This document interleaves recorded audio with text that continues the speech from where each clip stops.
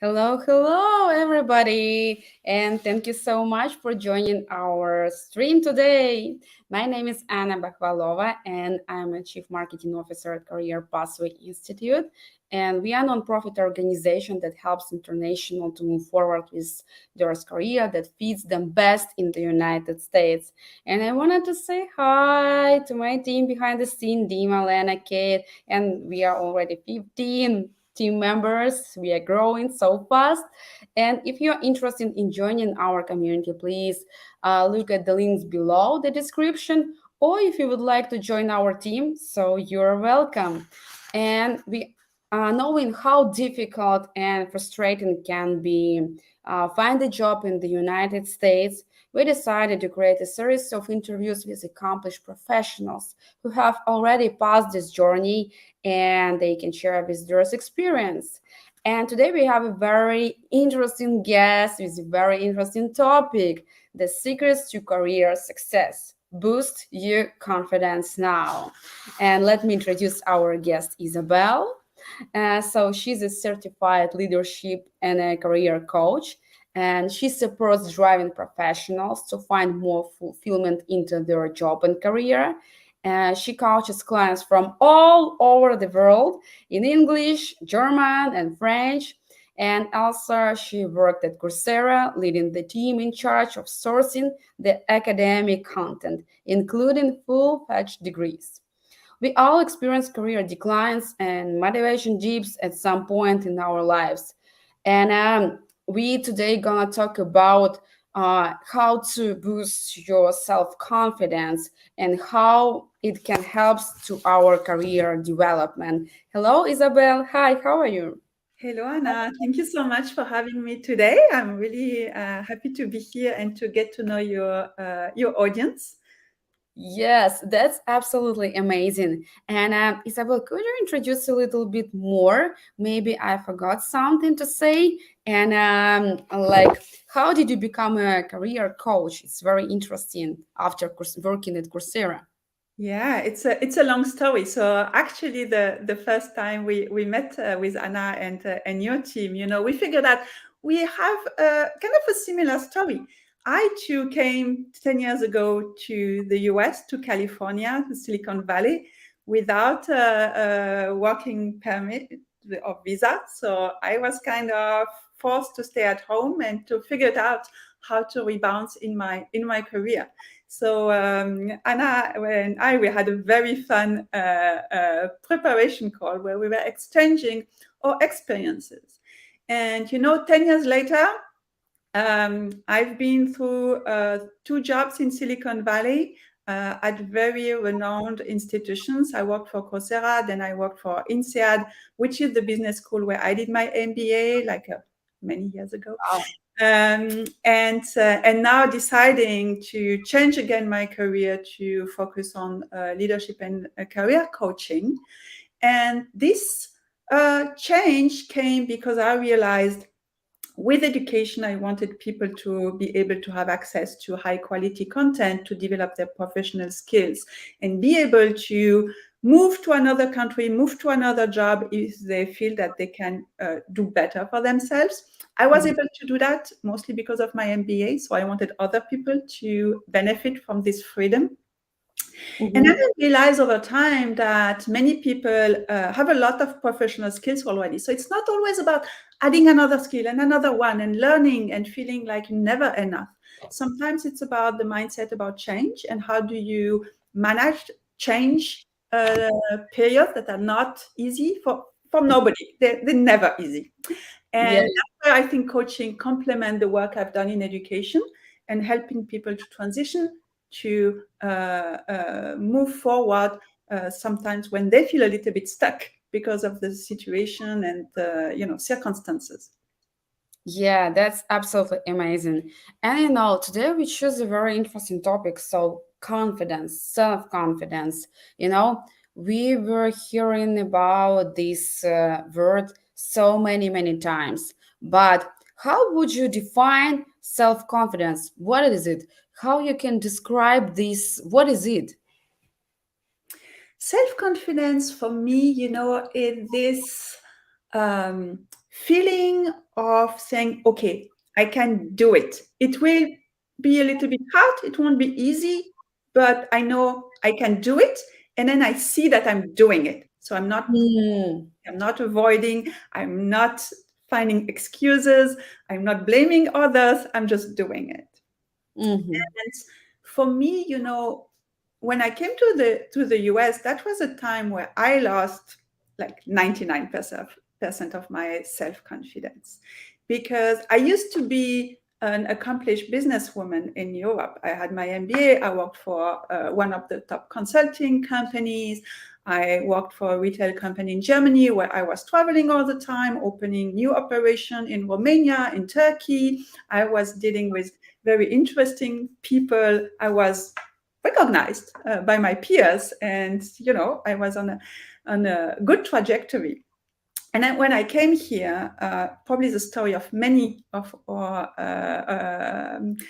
the people in the audience today, but not allowed to work, kind of opening big eyes to try and understand how the US system works, the banks, the schools, the insurances, everything.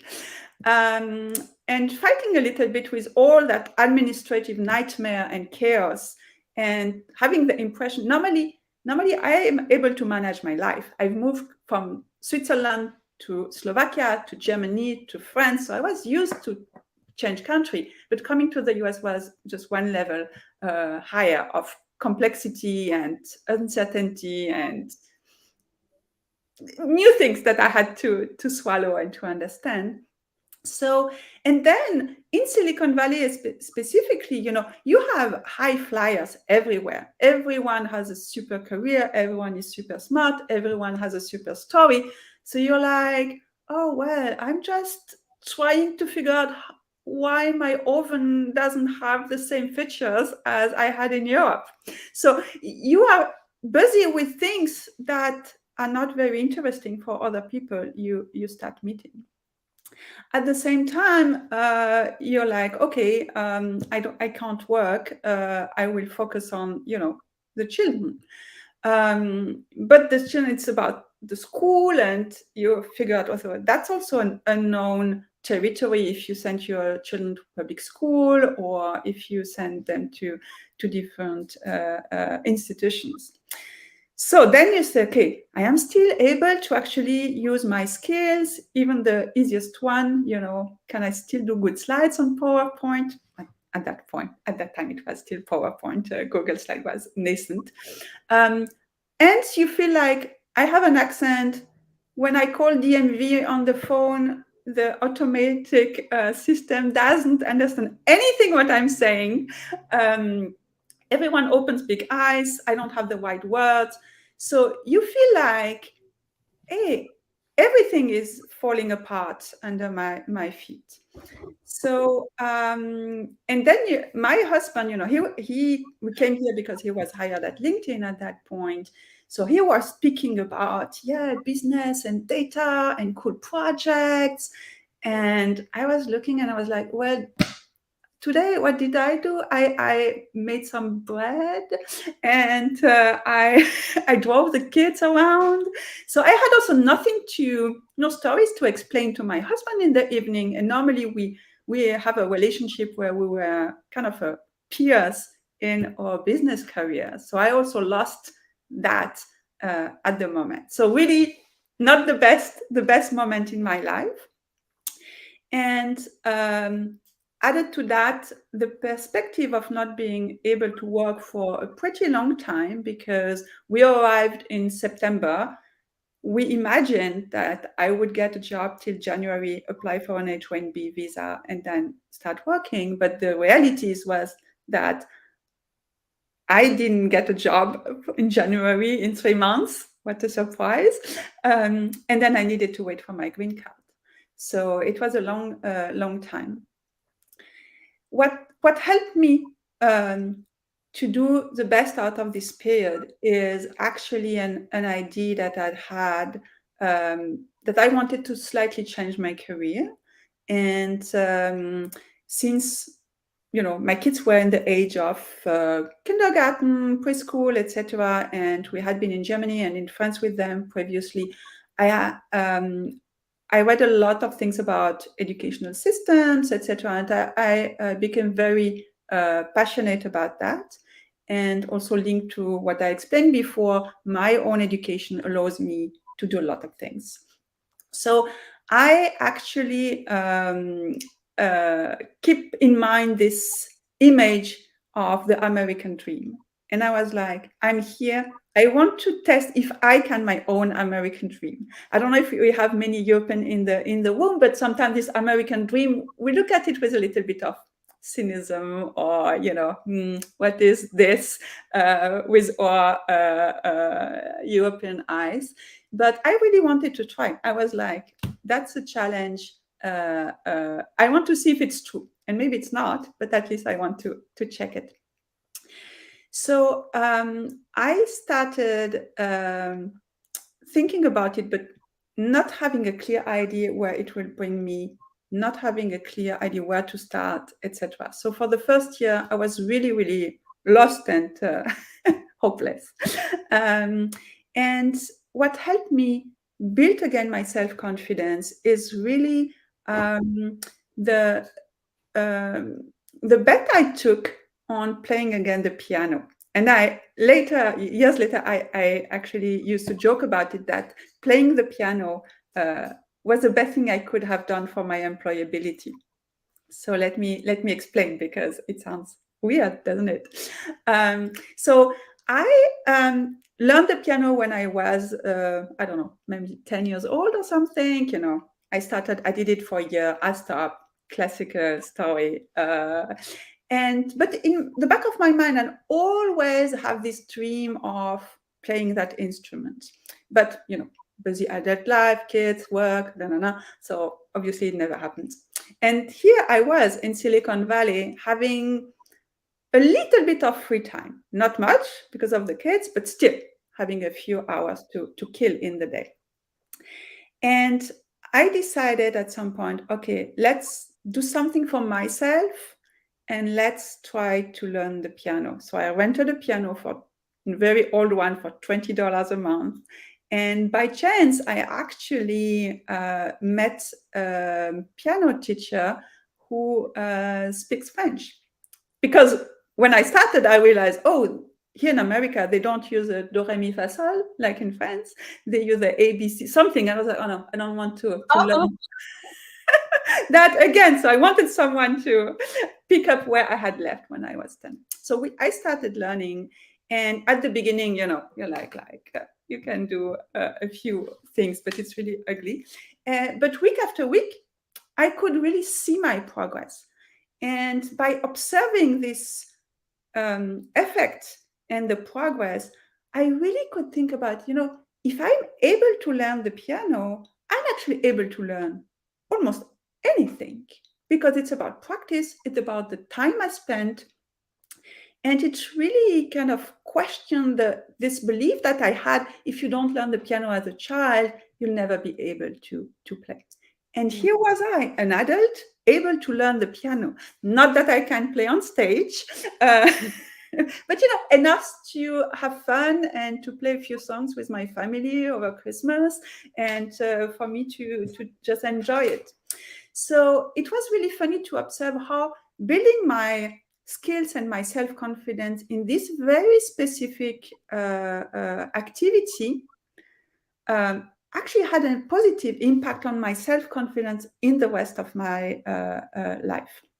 So I was really surprised to observe that my self-confidence was growing in all areas of my life as a result of this.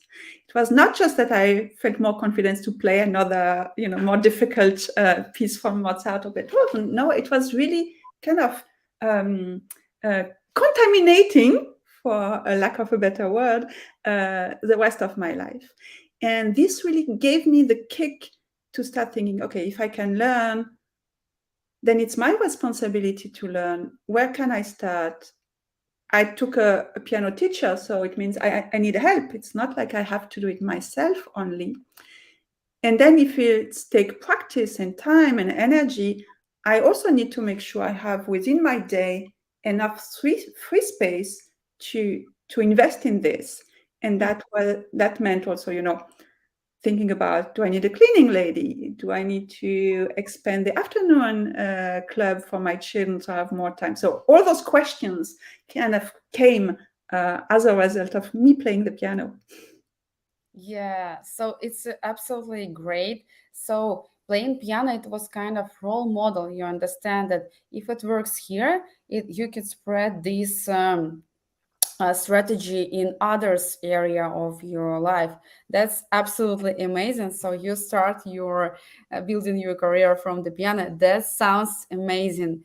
And as a career coach, like I'm bit that people just come in all those problems based on because they have low self-confidence. And like what's the reason of the low self-confidence? How you can explain that? Mhm.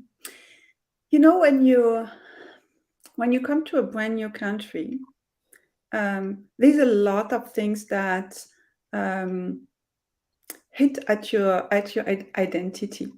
So, and I've seen a lot when, especially for spouse coming who are used to work, used to have a social life, used to have their own topics, used to have their own money, and all of that just disappear at once. And here, you know, there's a lot of things that revolve around the children, and there is a lot of other labels. In any society you have labels, but here they're maybe a little bit different, or they so you are very quickly a mom, and a lot of time and activities will be under that umbrella. And and very often, and I speak mostly for Europe. I when they are speaking for other regions, but women, we have been working also to build our independence, and to be able to be seen as a professional on top of being mothers, if we are. So losing this, the profession, the independence, is something that asks a lot of questions. In top of that, it also reshuffles the relationship sometimes you have with your partner, because when you bring your own money, when you have your own topics, when you have your own career, you can make a lot of decisions. Do you want to take a trip? Do you want to spend a little bit of money in a spa? You don't ask your partner for permission. And suddenly it's the couple money, and it's a different relationship. Um, and to give you an example, when we came, we heard a lot about credit card fraud and all of that. So my husband was a little bit stressed, and he set up his bank account, credit card account, in a way that he would get text every time we will have a transaction. And of course, because I was running the grocery and doing all of that, I was the one spending the money. But sometimes, I would buy, I don't know, like sunglasses or whatever. And he would text me, "Oh, are you the one buying that?" And for him, he was scared about credit card fraud. While for me, it was like, don't control everything I buy. Or I was like, I won't buy anything today because he will know, and he will think I'm not spending the money in a good way. So all of that is really transforming your relationship, the vision you have of yourself, and how you think others are perceiving you, and you're not so sure how they perceive you. So you kind of mostly tend toward the negative or the pessimist way of that. Yeah, that's like, you can have some self-confidence issues in your country. That's absolutely okay. But when you are moving to the United States, and especially when moving people from Europe, so everything works in absolutely different. So you felt confidence in all these basic things like transport, social services, kids parenting, how to behave yourself, and all these basic things started to ruin and start to break in. And you like, what about realization, self-development, if I can't deal with all these basic things? And what are you describing? I'm like, I faced with this situation, and especially money issues really affecting on our self-confidence, unfortunately. So that's why I think to earning your money, if you can to do something, at least it's very important. It's absolutely different feelings if in the very beginning you're like in a couple, are you okay that we're gonna live in on your salary only? And the beginning of this journey, everybody's, yeah, that's okay. But when you start to live on one salary, it's pretty challenging, can be. So let's imagine our like people who watching us right now. Okay, if I understand that I have self-confidence issues, what is algorithm, how to solve, how to improve it? What is the first step, second step, third step? How can I start to solving this problem? Mhm. So, from my observation as a career coach and from my own experience, what I see is that it's not about huge step. It's not about when I will find a job, I will feel more self-confident. It's about all the small steps you can do in many different areas of your life to feel like, okay, I've challenged myself a little bit and I see the improvement, I see the results. And also, from time to time, it's about letting go of some areas. So, for me, for example, you can hear it. I have a French accent when I speak English. And, and it at the beginning, I was really like afraid of speaking. I was like, everyone will laugh at me, nobody will understand. And at some point, I heard from a friend of mine that they were considering taking pronunciation courses to improve their accent. And I considered it. And then I decided, no, actually, if I have money, time, energy, that's not the place I want to invest it. Um, my English will improve and it is good enough. It will never be perfect. I will always have an accent, but it's not there that it will make such an impact that I want to invest there. Mhm. It was a mistake. I will never know, but it was a conscious decision. And the one quote, I don't know from who it is, but the one sentence I always remind myself and helps me, with my French accent when I feel like, okay, the person in front of me doesn't have a clue what I'm speaking about. Um, Accent, oh my god, you have absolutely amazing accent, like, please don't work with the accent. Please keep this way, it's absolutely so romantic. the quote that I always have in mind is having a foreign accent is not a sign of weakness, it's a sign of courage. And for me, I'm like, yes, every time I open my mouth, I'm showing courage. And every time I think about, I speak 3 languages, I'm just trying to make my way around, it's courage. And I kind of celebrate that, even if, yes, I do mistakes. Yes, sometimes I don't have the right word. Yes, I have an accent. So letting go of some stuff also helped me. And what also helped me, and I see that's one of the question in the comment. At some point, I decided to really invest in myself. And to really take a little bit of the money that came from my husband to really celebrate who I was and invest in the project I had. So one first thing was, as I said, logistically, get a cleaning lady, put the kids in the afternoon club, so I had more time. So just kind of freeing my time. But also at some point, I reached out to a coach. She is a lady that was pretty well known in France, but living in LA. So I thought she had this kind of double knowledge about the French culture and the American culture.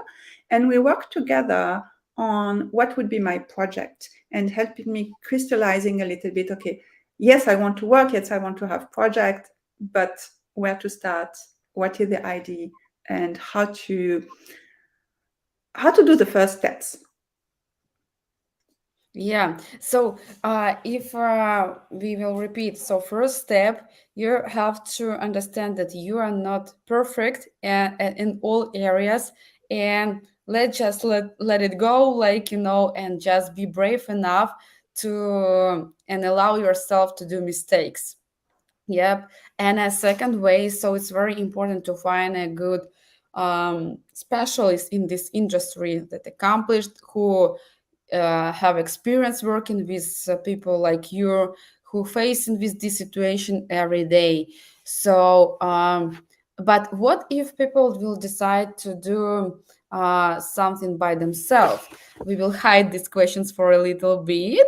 And just another one question. So are there any different ways? I mean, if people don't want to go to the coach, they are not ready for this, what they can do working on their self-confidence by themselves? So is it possible? Yes, it is possible. I I can think about two ways.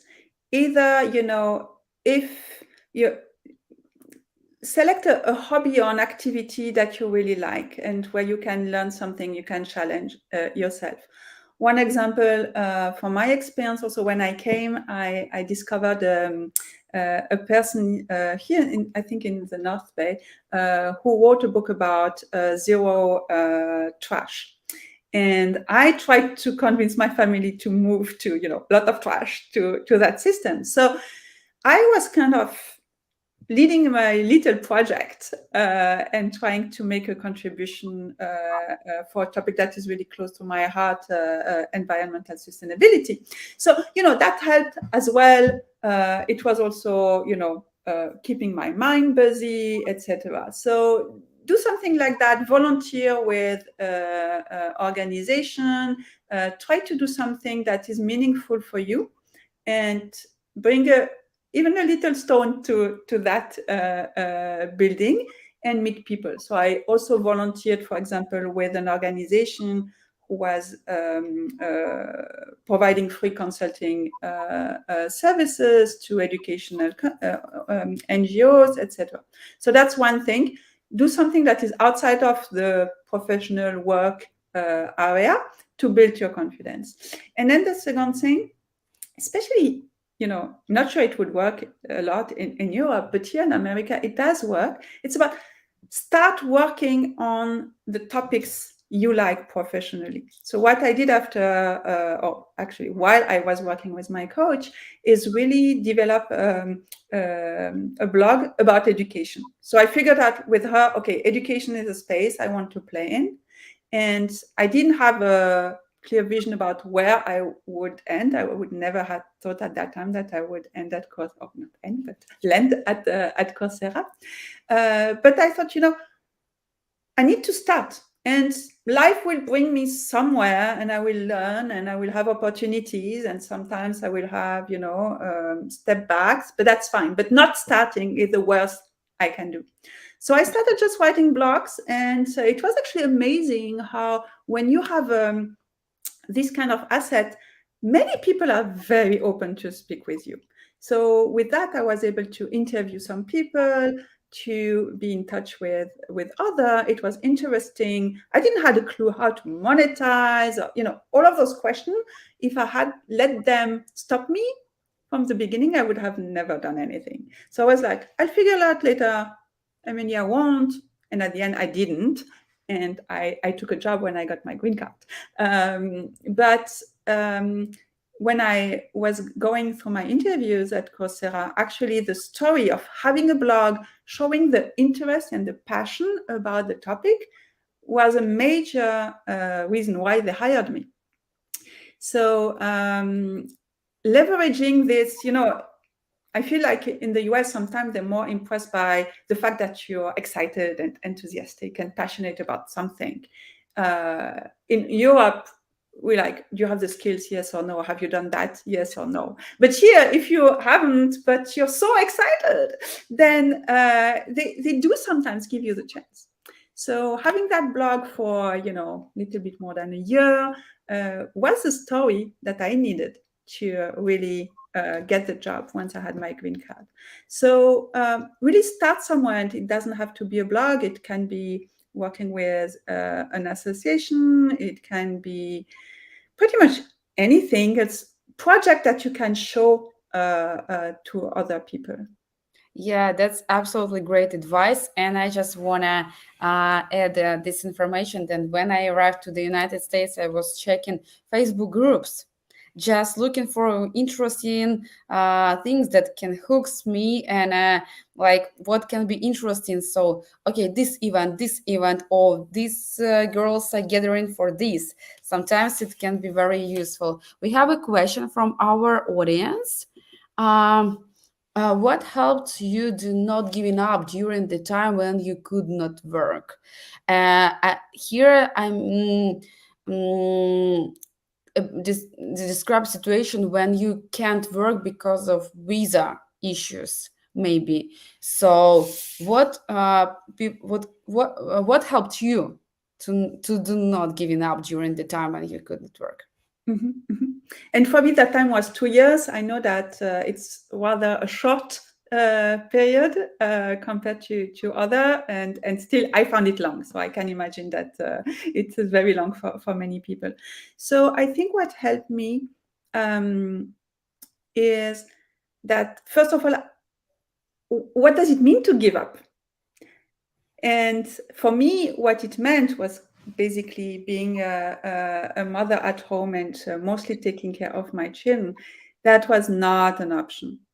I've always been very clear with myself that while I love my kids, I'm not someone who enjoy that much, playing Lego or, all of that. So I enjoy more being with adults. So I needed that. So this giving up was absolutely not an option. What also helped me, I figured, so, in the first months I was here, I was after school meeting most of the group of other mothers, mostly from Germany, because my kids were going to the German school at the time. And in the first 2 months, they were telling me, oh, you need to buy this in that store. And so I was like, yes, give me all the tips. But after 6 months, I realized they were still speaking about where can they find this specific brand from Germany. And I was like, well, I'm over that stage. I found all the products I need, and I don't want to keep speaking about that. Or I don't want to kind of be in the gossip about, all the things that happen in school. And there are always plenty of topics we can discuss about that. So I decided very intentionally to cut a little bit my ties with that group and to look for people who were a little bit more in the same situation, like can't work, but with this desire to work, and trying to find people who were kind of pushing me in the right direction, and not interacting mostly with people who were kind of holding me back in a very comfortable zone that was not for me. What also helped me is that I was very clear about how do I want to educate my kids. Here, if you listen too much, to the environment. Your kids are going to do competitive sports. They are going to, it's crazy, the time commitment that is required. And for me, I was like, okay, I'm not entering the race for university application when my kids are 5. They're never going to do the competitive things. They will do only recreational. I'm not spending my weekend driving them from San Diego to Sacramento or anything. I'm also not spending the money on this. And I don't feel bad about it. And being very clear on that boundary, and articulating with why do I want this for my kids? It's not just I refuse them something. For me, it's because I don't believe in those values of competition, applying so early for university, all of that. It's not something I relate to. Helped me also a lot to not be eaten, by the system and by everything you should do as a good mom. So really building, really building and being aligned with my parental philosophy, to use a big word, was super, super helpful for that.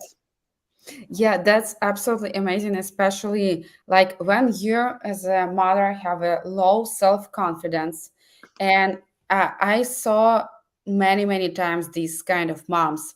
There is self-confidence very low, but they try to realize there's talents through the kids. I was dreaming in my childhood to become a ballerina, but I can start to do it in my side. I start to develop my kids and to be a good ballerina.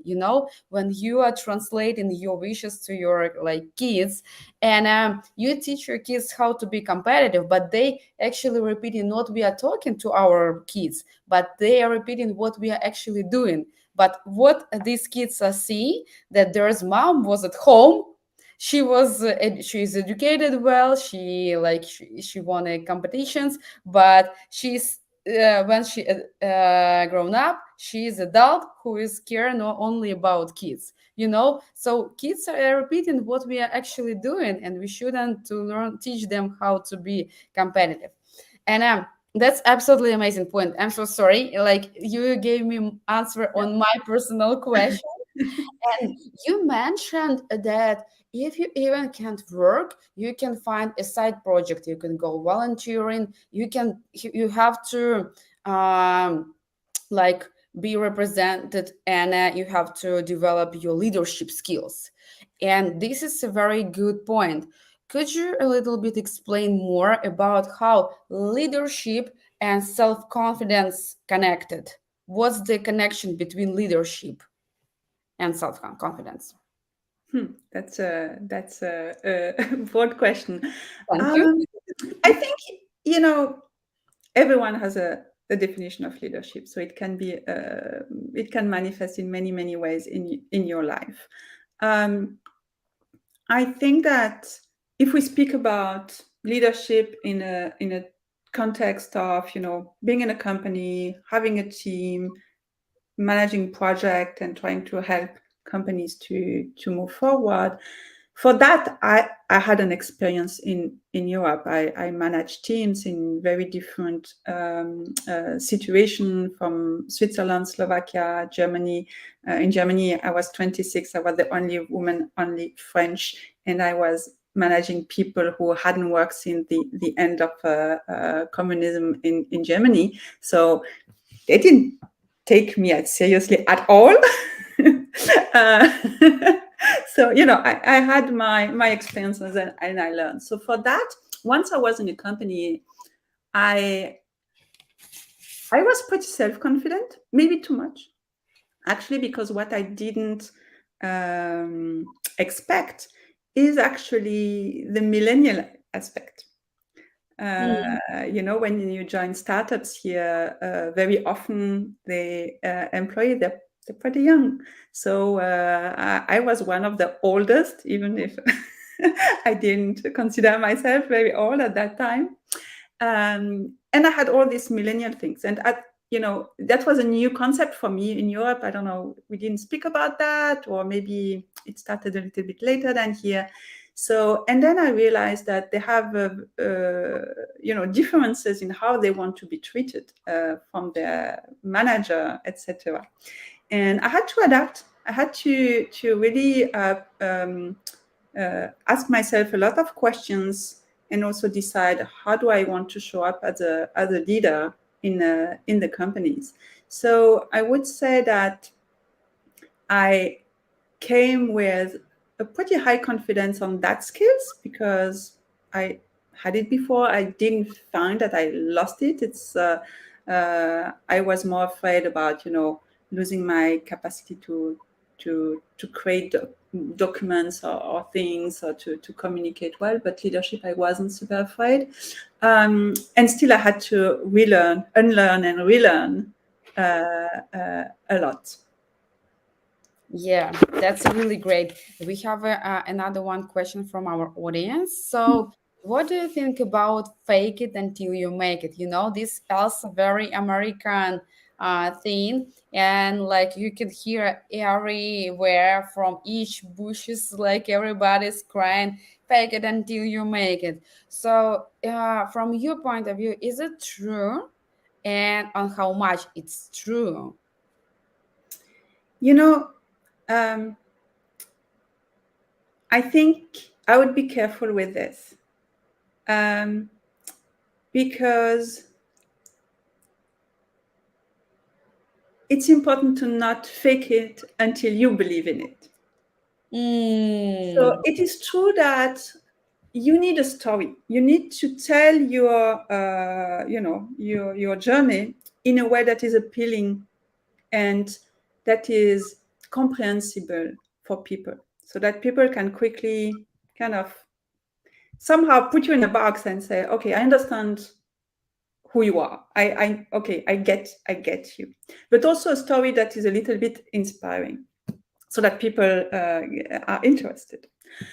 So in that sense, that's not something as a woman, again, as European, we are used to do. We are kind of more toning it down in our education most of the time. So it's true that you have to develop this and to think about your story elevator pitch, however you call that. At the same time, if you fake it so much that you believe in it and that you lose the connection to what is true, what is genuine in you, it's dangerous. And also, you need to figure out what is fake with the other people. Because the problem, and coming back to self-confidence, is that everyone have a nice story. Everyone has an amazing story. And if you believe everything, then your self-confidence is going down, because you compare yourself and you're like, oh, I'm just arriving. I'm just a mom at home. I'm just starting learning English, or I'm just something. So it's also very important to keep in mind that everyone is faking it to a certain point, and really to try to learn from those stories, understand what they really mean, what you can use, or in those stories to be part of the game and of the tribe, but keep a little bit of critical distance to all those stories. Yeah, because like if you doing like keeping this principle like fake it until you make it, others people also can do this. And when we are gathering all together, everybody like facing not with their real faces, but from their fake stories. And so that's why very often you can hear that, oh my God, I feel so bad. So we have another one question. So, what do you think about people staying only in their national communities in the Bay Area? So, in their speaking bubble, like, it's a very interesting question. Thanks for asking, Aldars. Yeah, so thank you, Eldaz, for that question. So first of all, I don't think anything about people. They do whatever they want, and it's not my place to judge. That said, it's true that it's very easy, since the Silicon Valley is so international, to find your group. And, I think it's pretty normal. You want to go to people who understand you, where communication is easy. They have the same humor, so you have fun. You can complain about the US, so all Food, of that, yeah, food, so, great. all of that. So and at the same time, you are in Silicon Valley. It's an amazing place. Not everything is perfect. There's many things you can don't like, but it's a chance for me. I've always been kind of an international context. My parents are binationals. I'm married with a German. I worked in different countries. Going to INSEAD, which is one of the most international schools. So I always enjoyed this aspect.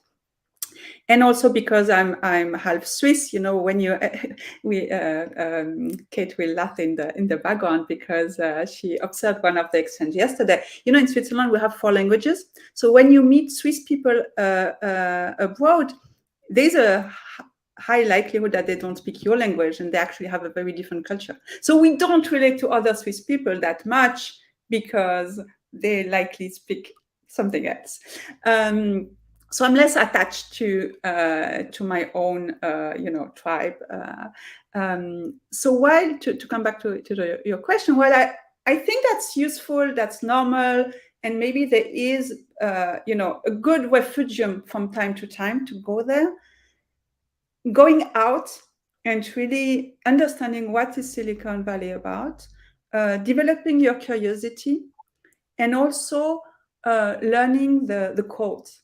Here it's very important to know when is Ramadan, what are some of the habits and custom of other culture, what are the things happening in the American society. So you also have the right vocabulary, the right understanding. So if you stay only with your national communities, you will slow down your integration, your understanding, and how you can adapt to here. So enjoy it, do it, have fun with them, have parties, have your kids exposed to the language and to all the things, but also explore outside.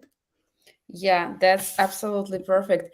And I don't know how it's in French and in Germany, but as I know, very good Russian speaking audience, 95% are talking about post-syndrome syndrome, that I'm not enough. What happened with me is by accident. It's not me. They scared that somebody will found that I am not deserve this job position and stuff like that.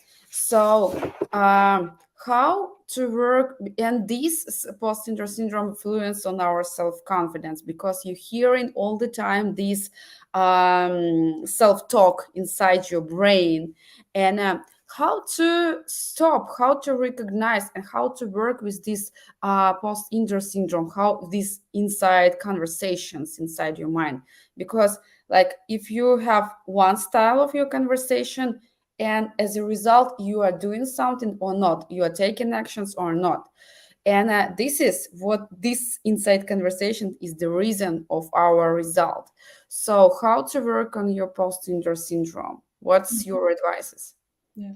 And I think it's very linked to the previous question about the fake it until you can make it, and the stories that you are confronted to if others are using that strategy. So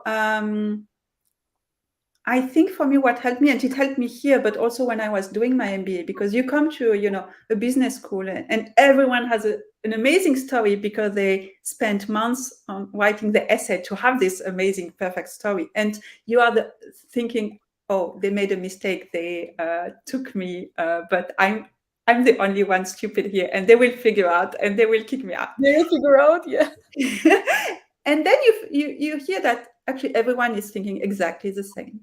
So realizing that 99% of the population has the imposter syndrome is already kind of a reason to say, okay, if everyone has it's not comfortable, but I will deal with it like everyone does.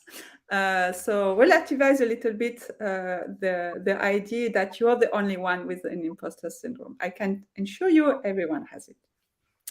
The second thing is um, about what I said earlier, like be a little bit critical about what you hear, get to know people better, be curious about what they say to figure out, you know, what they really do, what were the real experiences, so that you can compare yourself not only with a mega story that is shiny and exciting, but really, okay, actually, when I understand what they've done, I did the same.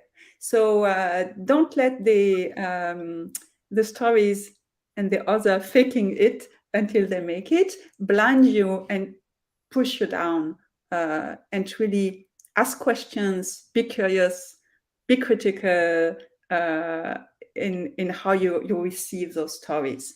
That will help you.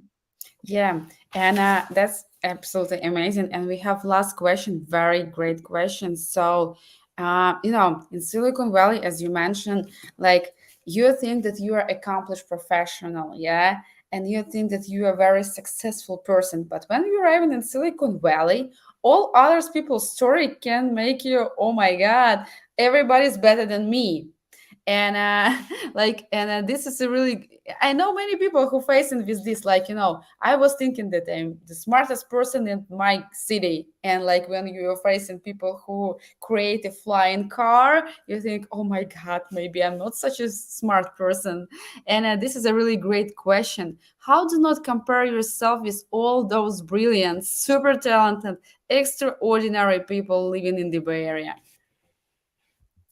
Yeah, so I think we all have the tendency to compare because we try to understand where we fit. So comparison is one of the tools we have to do that. So, but you know, nobody's perfect, and even when you have very brilliant people, and there are many of them here, they have character specificities that are not so great. So one strategy that is a little bit mean, and it's maybe not something you want to publish or want to speak to open, but that can help you, is to find something you don't like with other people. So one example, to be completely genuine and open. When I go to Stanford's campus, you're like, oh, wow, those students have been selected. They're all the genius of the future, everything. Well, look at the students, how they walk or bike on campus. They are not putting attention to the traffic signal. They are just kind of on their phone or kind of thinking. And I'm like, they are not ready for life. They are putting themselves in danger because they are not integrated in the traffic in a way that is safe for them and safe for the others.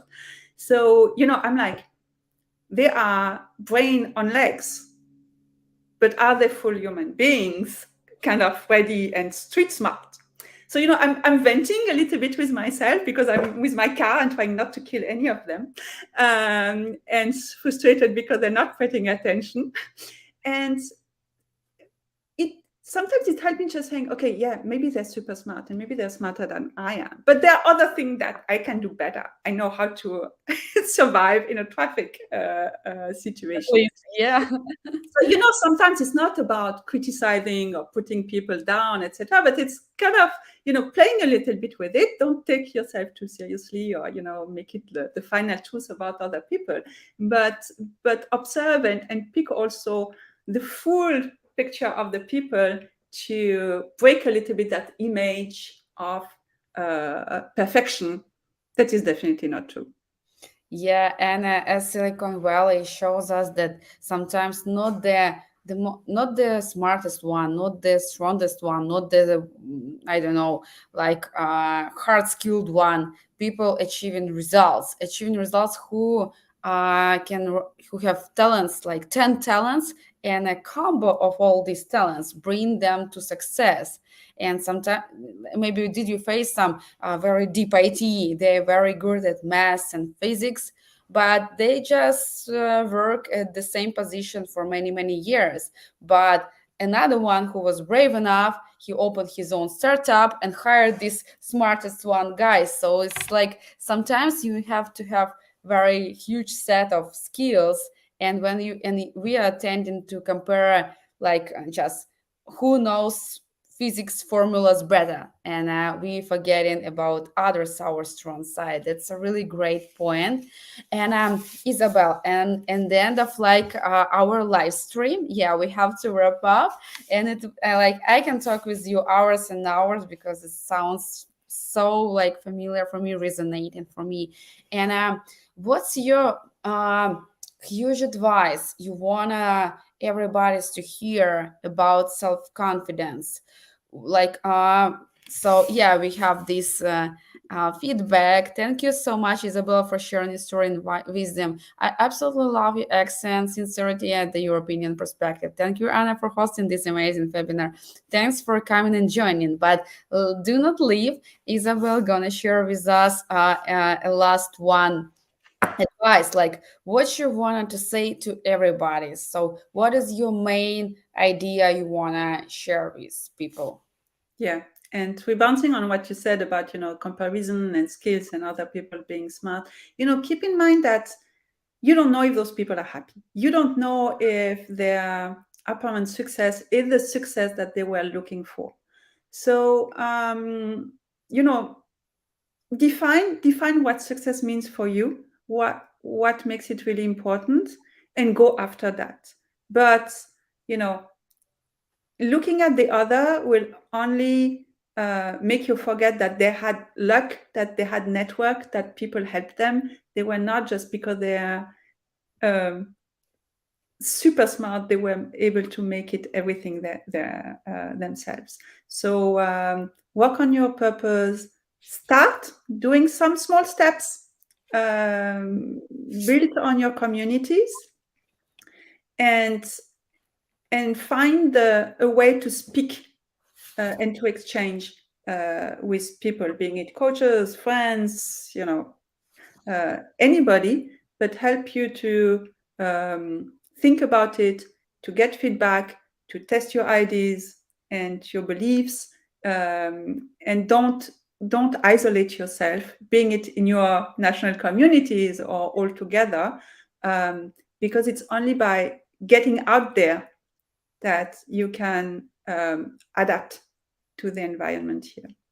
Yeah, thank you so much for such great advice, and really appreciate. Thanks for coming for to our live stream, and guys, thanks for watching, and thanks for your great questions.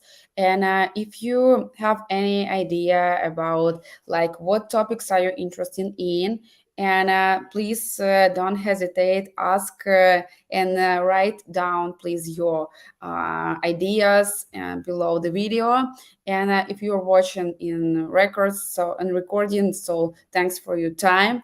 And we will have more events like this in a regular way. So please subscribe our channel. Please like it, really helps us to promote our videos. And write all your comments below the video. And if you find out this video very useful, please share with your friends. I think what Isabella just told is very absolutely amazing advices, and we will appreciate it very much. And thanks everyone, and see you soon. Thank you, Isabel. Yes, and keep in touch. You find me easily on LinkedIn under Isabel Finger. Just search for it, and I'd be happy to be in touch with you. Send me Sure. your further questions or anything. Thank you so much, Anna, for having me today. Thank you so much And for have a nice evening, everyone. Thank you.